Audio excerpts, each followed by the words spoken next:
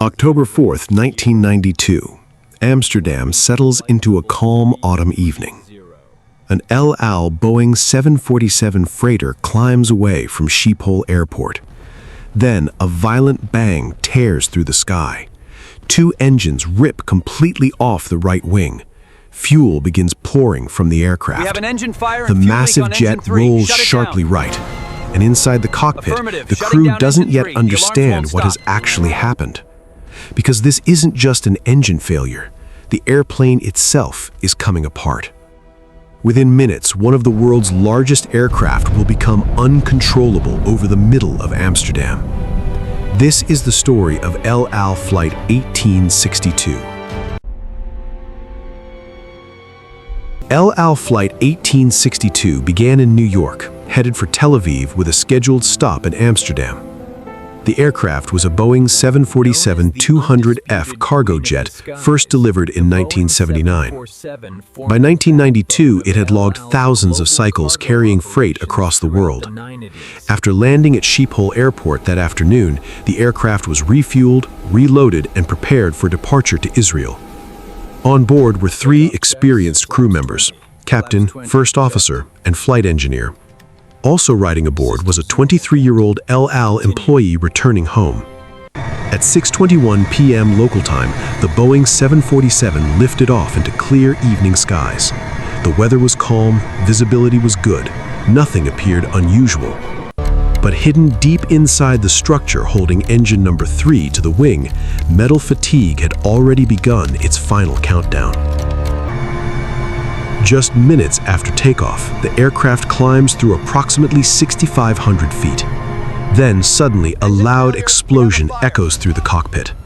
Engine number 3 separates from the wing. But it doesn't simply fall away. The detached engine swings outward and slams directly into engine number 4. The impact tears the second engine completely off the aircraft. In seconds, both right-wing engines are gone. The wing suffers catastrophic damage. Hydraulic systems are severed. Leading-edge slats and flap systems are destroyed. Witnesses on the ground watch massive objects fall into a nearby lake. The Boeing 747 banks violently right. Inside the cockpit, warning alarms erupt. The crew declares an emergency and immediately turns back toward Schiphol. But there's one critical problem. The pilots do not realize the engines have physically detached from the wing. They believe the engines have merely failed. They cannot see the full extent of the damage behind them. And that misunderstanding changes everything. Air traffic control vectors Flight 1862 back towards Amsterdam. The crew requests runway 27, the airport's longest runway. But the aircraft is too high and too fast for a direct approach. Controllers guide the 747 into a wide descending turn over the city. At high speed, the damaged aircraft remains barely controllable. The airflow over the right wing still provides enough lift to keep it flying. But as the crew prepares for landing, they begin extending flaps. That's when the hidden damage reveals itself. The left wing flaps deploy normally. The damaged right wing flaps do not. Now the aircraft becomes aerodynamically unbalanced. The left wing generates far more lift than the shattered right wing. And the slower the aircraft gets, the harder it becomes to control. Inside the cockpit, the crew reports flap problems and increasing difficulty maintaining heading. The aircraft is no longer simply damaged, it is approaching the edge of controllability. At first, the crew still manages to keep the Boeing 747 airborne, but every turn becomes more dangerous. As Flight 1862 lines up for final approach, the aircraft begins overshooting the runway center line.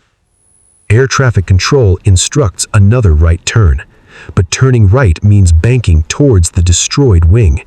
The aircraft rolls further. The pilots fight back with full control inputs. It isn't enough. The damaged wing can no longer generate sufficient lift. The Boeing 747 suddenly enters an uncontrollable right bank. The nose drops sharply. Residents in Amsterdam look up to see the massive aircraft descending almost vertically. At 6:35 p.m., just minutes after takeoff, El Al Flight 1862 crashes into two apartment buildings in the Bijlmermeer district. The explosion is enormous. Entire sections of the buildings collapse. Fire engulfs the surrounding apartments. All 4 people on board the aircraft are killed, along with dozens on the ground. Watch for secondary collapse. Investigators soon recover the detached engines from a nearby lake. The evidence reveals a catastrophic structural failure. The cause traces back to fuse pins, specialized metal fittings designed to hold the engines to the wing. One fuse pin inside engine number 3's pylon had developed microscopic fatigue cracks. Over time, the crack grew until finally the structure failed under load. The engine detached, then destroyed the second engine beside it. The investigation concludes that the Boeing 747 pylon design did not provide sufficient protection against fatigue failure. Inspection procedures also failed to detect the growing crack. But the investigators discover something even chilling. Once the wing damage occurred, safely landing the aircraft may have been nearly impossible. The crew had been fighting an aircraft that was no longer fully flyable. El Al Flight 1862 began with a hidden crack no larger than a few millimeters, but in aviation, small failures can trigger catastrophic consequences. A single structural defect led to the loss of 2 engines, the destruction of an aircraft, and a disaster in the middle of a city. The crash changed how engine pylons were inspected and redesigned across the aviation industry, because Flight 1862 proved something terrifying.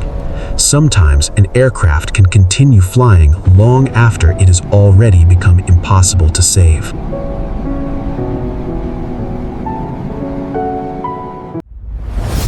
Learn more about aviation safety. Subscribe for more investigation videos.